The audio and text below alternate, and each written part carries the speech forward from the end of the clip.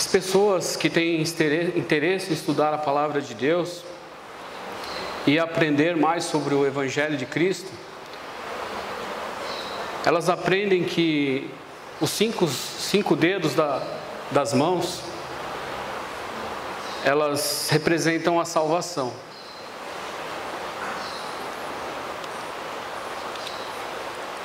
O primeiro é crer. Nós temos que crer em Jesus como o nosso Senhor. O segundo é arrepender-se. O terceiro é confessar. O quarto é batizar. E o quinto é perseverar. Esse último é o mais difícil. Na verdade, os outros que falamos antes, eles são só o começo. Depois, se o Senhor nos permitir, nós teremos um longo caminho a percorrer, um longo caminho de perseverança. Há irmãos aqui que estão nesse caminho há 50, 30, 40 anos, perseverando no caminho do Senhor. A palavra diz em Mateus, capítulo 10, versículo 32, que sereis odiados por todos por causa do meu nome. Aquele que perseverar até o fim, esse será salvo. Essas palavras Jesus falou aos seus apóstolos, mas hoje em dia ela serve para cada um de nós. A perseverança serve para cada discípulo, para cada irmão, para cada pessoa que aceitou Jesus Cristo como seu Senhor. E esse é o nosso assunto de hoje, perseverança. Eu gostaria de fazer uma pergunta aos irmãos, isso inclui a mim também. Você já começou a fazer algo na sua vida e desistiu? Por exemplo, um plano, um projeto que você colocou no papel e ele não saiu de lá? Está lá até hoje? Um curso que você começou a fazer e desistiu? Uma corrida que você estava lá correndo, firme e forte, parou? Uma dieta? Essa é difícil, né, irmãos?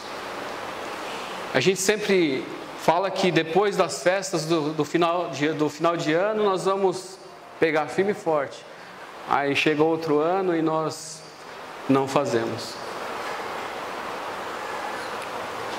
Na nossa vida, o ideal é que nós tenhamos persistência em tudo que nós fazemos. Mas eu acredito que em certo momento das nossas vidas é difícil. Porque as coisas muitas vezes tem muito sacrifício para a gente conseguir finalizar as coisas na nossa vida. E a mensagem que eu compartilho hoje com os irmãos é sobre um grande homem do Velho Testamento que nos dá uma grande lição de perseverança.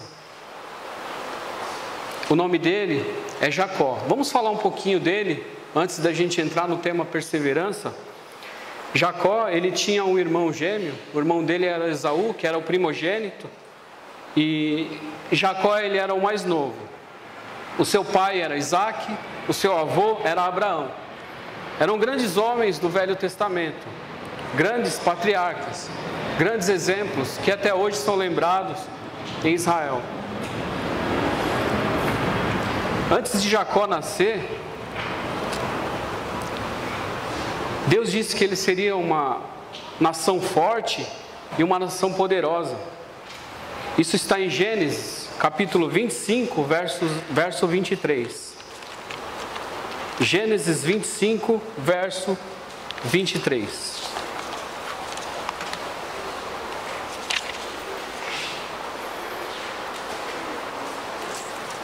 Diz assim: respondeu-lhe o Senhor: 2 nações há no teu ventre, 2 povos nascidos de ti se dividirão.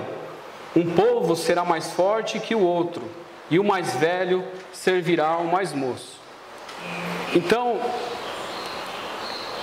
Jacó, ele foi uma nação muito forte, e no início ele teve muita dificuldade em confiar nas promessas de Deus para a sua vida.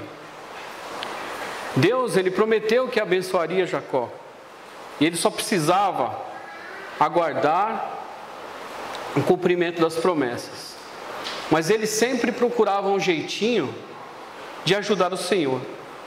Ou seja, conseguir o que Deus prometeu da sua própria maneira. Algumas vezes somos assim, né, irmãos? Queremos forçar a barra, queremos tomar as rédeas das mãos do nosso Senhor e fazer do nosso jeito. E Jacó sofreu muito, seguindo o seu próprio instinto, ao invés de confiar em Deus. Em Gênesis, ainda no capítulo 25, versos de 27 a 34, Jacó, ele adquire o direito de primogenitura de Esaú. Diz assim: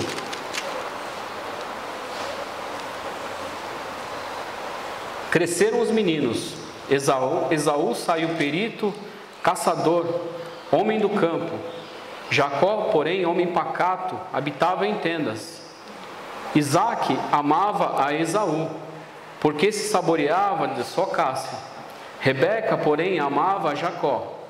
Tinha Jacó feito cozinhado, quando esmorecido veio do campo Esaú, e lhe disse: peço-te que me deixes comer um pouco desse cozinhado vermelho, pois estou esmorecido. Daí chamar-se Edom. Disse Jacó: vende-me primeiro o teu direito de primogenitura. Ele respondeu: estou a ponto de morrer. De que me aproveitará o direito de primogenitura? Então disse Jacó: jura-me primeiro. Ele jurou, e vendeu o seu direito de primogenitura a Jacó. Deu, pois, Jacó a Esaú pão e o cozinhado de lentilhas. Ele comeu e bebeu. Levantou-se e saiu. Assim desprezou Esaú o seu direito de primogenitura. Nós vemos aqui que Esaú, ele despreza o seu direito de primogenitura, mas Jacó não foi muito certo com o seu irmão. Ele pegou o seu irmão, como se diz, pelo estômago, numa hora que ele estava fraco, e ele fez com que o seu irmão lhe vendesse o seu direito de primogenitura por um prato de comida. Não foi uma atitude muito nobre do seu irmão. Em Gênesis, ainda no capítulo 27, nós não vamos fazer a leitura porque ela é muito extensa, do 1 a 45, mas eu vou resumir aqui a história. Jacó, juntamente com a sua mãe, enganou o seu pai, Isaque.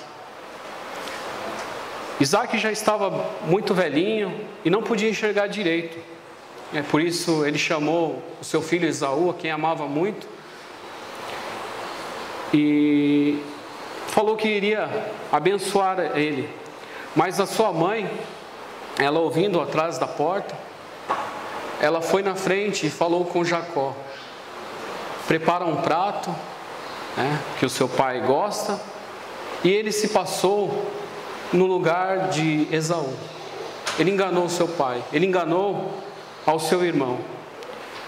Eu imagino a raiva, o ódio que Esaú sentiu do seu irmão, a ponto de querer matá-lo. E Jacó fugiu depois disso.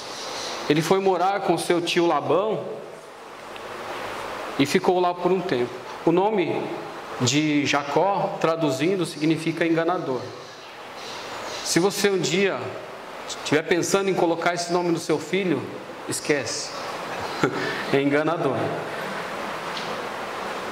Então a Bíblia, irmãos, é um livro perfeito, mas que ela mostra as imperfeições do seu povo.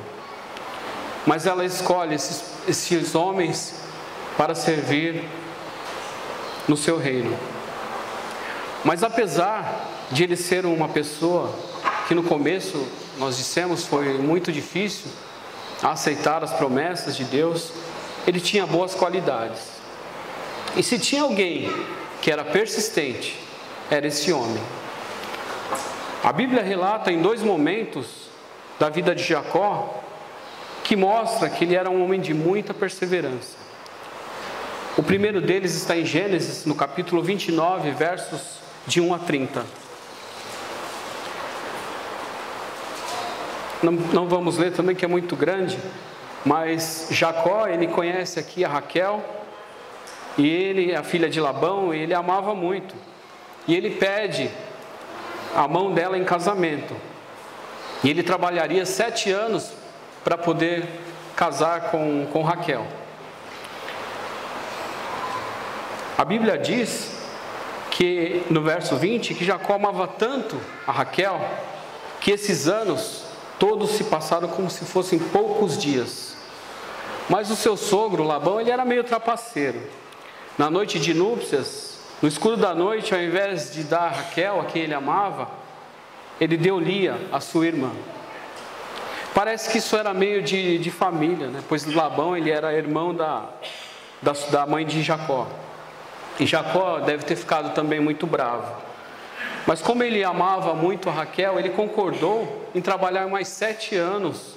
Só que agora ele tomou ela como esposa. Ele casou primeiro para depois trabalhar os 7 anos. Ele não é bobo, né?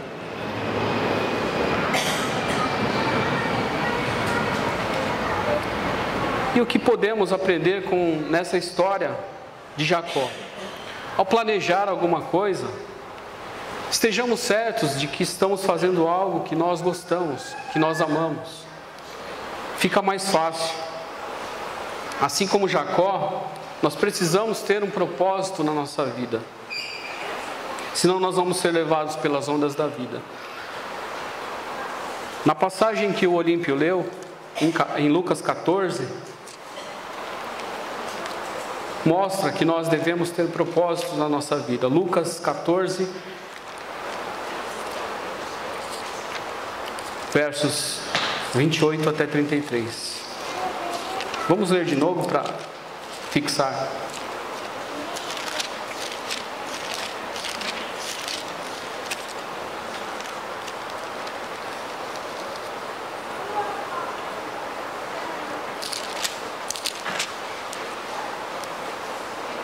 Pois qual de vós, pretendendo construir uma torre, não se assenta primeiro para calcular a despesa e verificar se tem meios para concluir? Para não suceder que, tendo lançado os alicerces e não podendo acabar, todos os que virem zombem dele, dizendo: este homem começou a construir e não pôde acabar. Ou qual é o rei que, indo para combater outro rei, não se assenta primeiro para calcular-se com 10.000 homens poderão enfrentar o que vem contra ele com 20.000?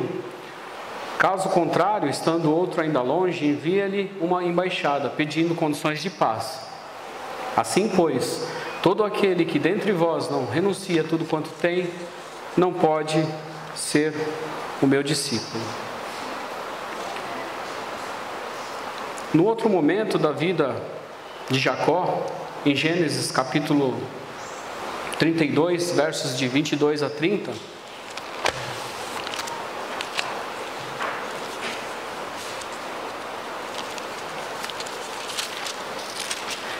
é um outro momento em que Jacó mostra muita perseverança, e é uma grande lição para todos nós também.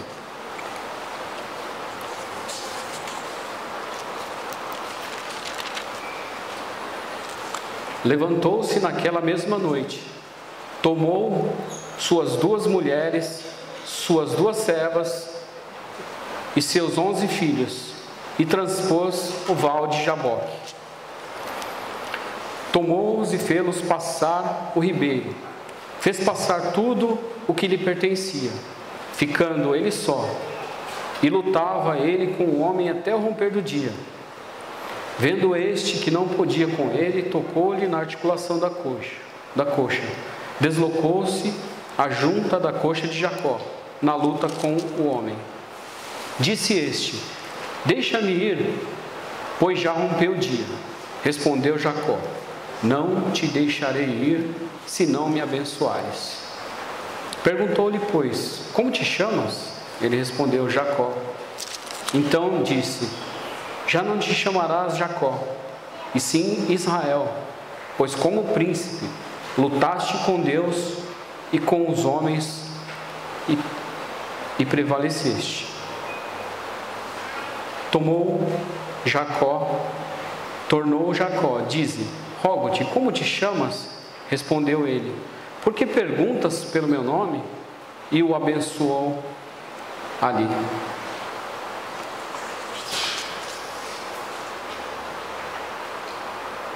Nesse trecho, diz que Jacó lutou com o homem a noite inteira para que ele o abençoasse. Talvez veio a Jacó a lembrança de que ele tinha feito com o pai e com o irmão. Ele foi ferido e ele disse, não te deixarei ir se não me abençoares.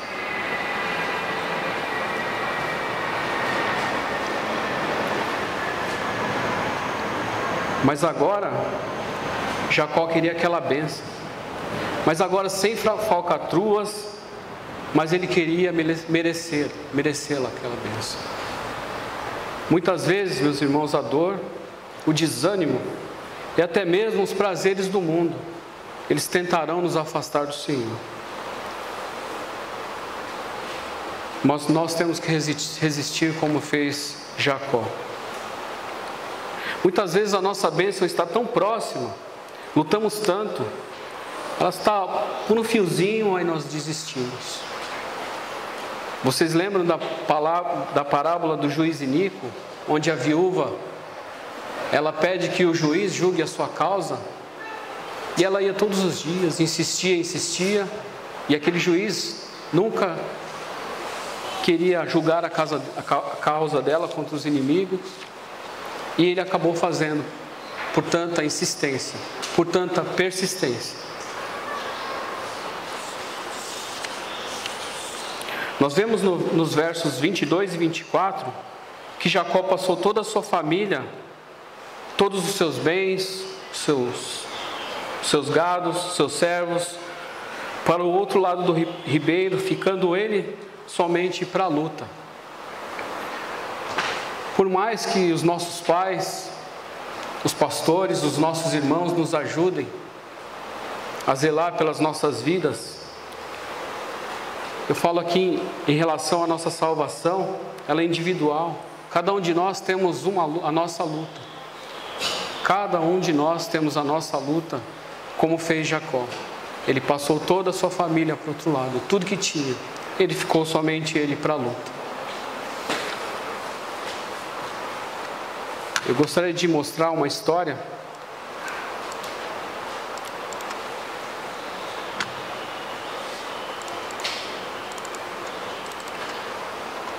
Acho que está com problema aqui, não vai dar, mas provavelmente você nunca ouviu falar de um homem chamado Jadav Payeng. Esse homem, ele é um indiano. Ele foi um herói pelo esforço solidário em transformar 550 hectares de banco de areia em uma densa floresta. Por mais de 30 anos, ele ficou plantando árvore num banco de areias, por causa de uma inundação que aconteceu no ano de 1979, onde muitos animais morreram, saíram da floresta, porque estava se acabando, e ele ficou 30 anos sem a ajuda do governo, porque não acreditavam que aquele lugar poderia crescer mais árvores. E ele ficou 30 anos plantando árvores, e hoje tem uma floresta, hoje há vários animais selvagens, vários répteis, várias aves migratórias que vivem naquela floresta. Isso tudo por causa da sua persistência, da sua vontade de transformar aquele banco de areia, aquele deserto, em uma grande floresta. Para concluir, talvez nós não vamos ficar 30 anos plantando árvores no banco de areia, como esse homem que eu falei, o Jadav, esse indiano. Mas eu encorajo você, irmão, a não desistir facilmente dos objetivos e planos. Porque ser uma pessoa persistente nas coisas terrenas, ela nos motiva a prosseguirmos a nossa caminhada para os céus. Encorajo você, irmão, a completar o ciclo. Assim como a natureza nos ensina, o dia que tem a manhã, a tarde e a noite, assim como o rio que tem a sua nascente e corre até o mar, assim como os anos que têm as suas 4 estações, eu encorajo você, irmão, a seguir firmes em todos os seus objetivos. Às vezes, por questões como eu falei no início, questões de sacrifício, outras financeiras, às vezes desistimos de algumas coisas nas nossas vidas.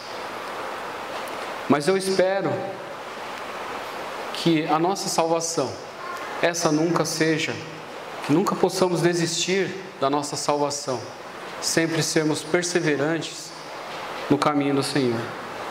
Eu espero que um dia Deus possamos estar com Deus e Ele olhar para nós e dizer: muito bem, meu filho. Eu espero também que nós possamos, como o apóstolo Paulo, que diz na sua carta em 2 Timóteo 4:7, combati o bom combate, acabei a carreira, guardei a fé. Desde agora a coroa da justiça me está guardada, a qual o Senhor, justo juiz, me dará naquele dia. E não somente a mim, mas também a todos os que amarem a sua vinda. Que Deus nos abençoe, sermos pessoas perseverantes. Amém.